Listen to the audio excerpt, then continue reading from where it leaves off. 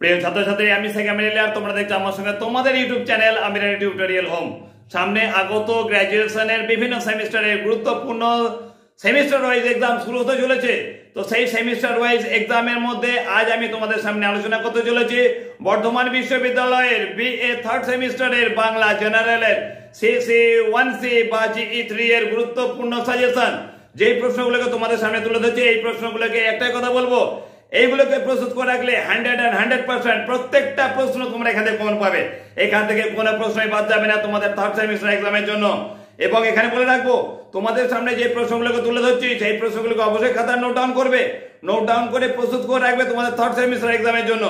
এবং যদি তোমরা আমার চ্যানেলে প্রথম হয়ে থাকো তাহলে অবশ্যই চ্যানেলটাকে সাবস্ক্রাইব করে অল বেল নোটিফিকেশন অবশ্যই প্রেস করে রাখবে, কারণ খুব শীঘ্রই এখান থেকে আমি 2 নম্বরের গুরুত্বপূর্ণ প্রশ্ন এবং উত্তর তোমাদের সামনে তুলে ধরবো। তো চলো বেশি কথা না বাড়িয়ে শুরু করি আজকে গুরুত্বপূর্ণ সাজেশন, এবং দেখে নাও তোমাদের থার্ড সেমিস্টার এক্সামে এগুলো প্রস্তুত হয়ে রেখেছো কিনা। সবার আগে কোটা গেবে বিদ্যাপতি কোন সময়ের কবি? বৈষ্ণব। পদ রচনায় বিদ্যাপতির কৃতিত্ব আলোচনা করো। খুব গুরুত্বপূর্ণ প্রশ্ন এটি। পরে করবে অভিসার পদ রচনাকার হিসাবে গোবিন্দ দাসের অবদান লেখো। কোটা গেবে তারপরে প্রশ্ন বাংলা উপন্যাসে বঙ্কিমচন্দ্র বা রবীন্দ্রনাথের অবদান লেখো। যে কোনো একটি প্রশ্ন এই দুটোর মধ্যে অবশ্যই আসবে তোমাদের পরীক্ষায়। করবে রায়গুণাকর ভারতচন্দ্রের অন্নদামঙ্গল কাব্যের পরিচয় দাও। তোমাদের প্রত্যেকটা প্রশ্ন গুরুত্বপূর্ণ যেগুলো দিচ্ছি, এই প্রশ্নগুলো পড়বেই। আধুনিক বাংলা কাব্যে সুনীল গঙ্গোপাধ্যায়ের অবদান লেখো। খুব গুরুত্বপূর্ণ প্রশ্ন। বাংলা প্রবন্ধ সাহিত্যের ইতিহাসে রামেন্দ্র সুন্দর ত্রিবেদীর অবদান লেখো। পরীক্ষায় এই প্রশ্নটা অবশ্যই এসেই গেছে বলতে হয়। বাংলা সাহিত্যের ইতিহাসে মধুসূদন দত্ত বা গিরিশচন্দ্র ঘোষের অবদান লেখো। দুটোর মধ্যে অবশ্যই একটা আসবে। নবান্ন নাটকটি কার রচনা? নাটকটি বিষয়বস্তু আলোচনা করে নাট্যকারের অবদান লেখো। করবে বাংলা গদ্য চর্চা বিকাশে ঈশ্বরচন্দ্র বিদ্যাসাগর বা রাজা রামমোহন রায়ের অবদান লেখো। দুটোর মধ্যে একটি আসবে।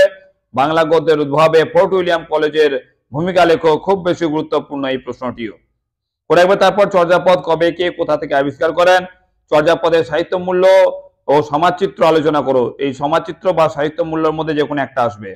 শ্রেষ্ঠ ছোট গল্পকার হিসেবে রবীন্দ্রনাথ ঠাকুরের অবদান লেখো। পরীক্ষায় এই প্রশ্নটা 5 বা 10 নম্বরের অবশ্যই পড়বে। করে তারপর প্রশ্ন শ্রীকৃষ্ণ কীর্তনের কাহিনী সংক্ষেপে লেখো। এর কাব্যমূল্য নির্দেশ করো। 5 নম্বরের গুরুত্বপূর্ণ প্রশ্ন এটি করতে হবে তোমাদেরকে। করবে শ্রীকৃষ্ণ কীর্তন কে কি গীতিনাট্য বলা যায়? এই প্রশ্নটি অবশ্যই 5 নম্বরের। পরে প্রশ্ন কাশিরাম দাসকে বাংলা সাহিত্যের শ্রেষ্ঠ কবি বলা হয় কেন? গুরুত্বপূর্ণ প্রশ্ন। বাংলা কবিতায় জীবনানন্দ দাশের অবদান পর্যালোচনা করো। 5 নম্বরের গুরুত্বপূর্ণ প্রশ্ন। করবে রামায়ণ অনুসরণে কৃত্তিবাসের করুণ রস আলোচনা করো। এটিও 5 নম্বরের প্রশ্ন।